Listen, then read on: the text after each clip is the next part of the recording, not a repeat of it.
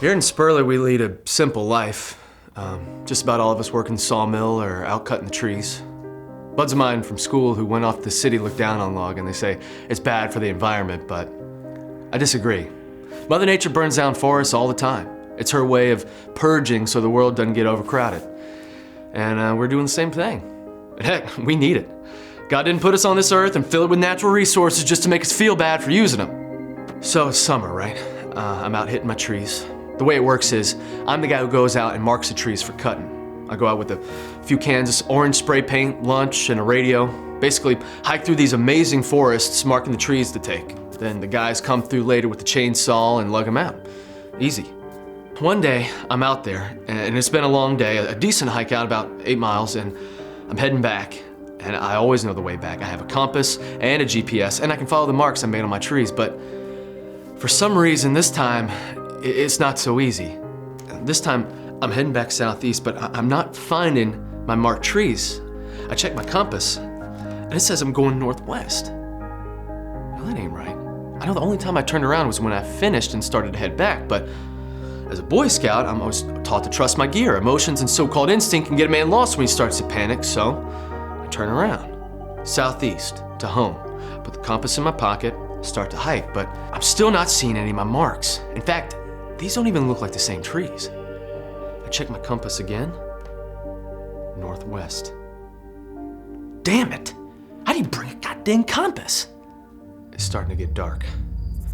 Out in the woods like this, the night comes on quick on account of the trees obstructing the horizon. And I have about 25 minutes until darkness falls. I shove my compass in my pocket and reach to retrieve my GPS. I save the battery on these things all day just in case this very thing happens. Always be prepared. I switch it on, and nothing. A little blip of light, and then nothing. I switch it off, then on again. Same thing. Again, the same. I take the batteries out, wasting valuable time, and ouch! I drop them into the leaves. They're hot as coals. What the heck happened? We replace those batteries once a week, used or not. I dig for my compass, but then I realize the leaves below my feet are starting to smoke. And before I can think, the leaves burst into flames around where the batteries fell. Frantic, I begin to kick dirt over the flames. It's all I got with me, but the fire is spreading too quickly. So here I am, out in the middle of nowhere with darkness rapidly approaching, no idea where I am, and now the forest floor is on fire. All I can do is kick. I kick enough dirt, and finally, it takes me a while, I'm not sure how long, but finally I manage to stomp out the flames, and with the light from the fire gone, it is painfully apparent how dark it has become. Shit. The compass. I dropped it somewhere. I make my way back over to the place where the fire began and dig around for it. My only beacon of hope out here in the woods. Without it, I was certain I'd be forced to spend the night. Yes! Got it. Thank God. But something's wrong.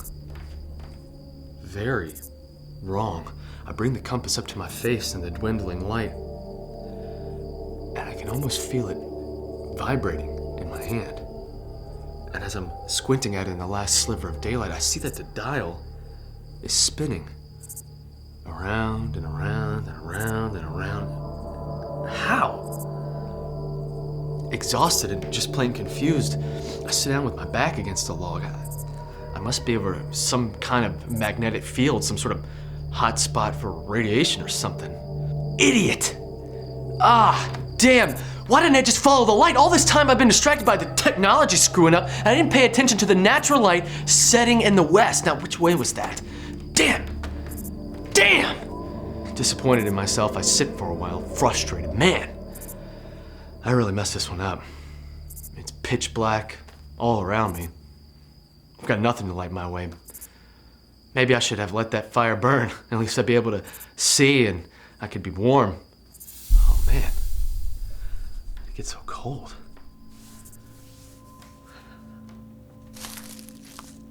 Right then I hear a noise to my left. Rustling in the leaves. A squirrel? No, something bigger. The steps are getting closer and I can hear it breathing. Sounds like air going in and out through large nostrils. A big stick snaps. I I can tell I'm about to be dealing with something heavy. No skunk or coon could break a stick that size. It must have heard me recoil and gasp because it stops moving. I hold my breath, and it seems like the animal does the same. The silence is thick like soup as we are both waiting completely still. My thoughts race. What do I do if it's a moose or a bear? It's too dark to make myself look big. Or is it? Can it see in the dark? It must. I wait, trying to control my sporadic breathing. I can hear it take another step. Another. I can hear it sniff the air. I notice the moon is rising, and I can see the leaves around my feet where I'm staring. Please, go away. The sound is closer, and it sends me into a nervous fit. I have to get it to go away. My only chance is to scare it off, so I try to make a bigger noise just to scare it off in the night. Bruh! I hear it step back a few paces and walk around curiously.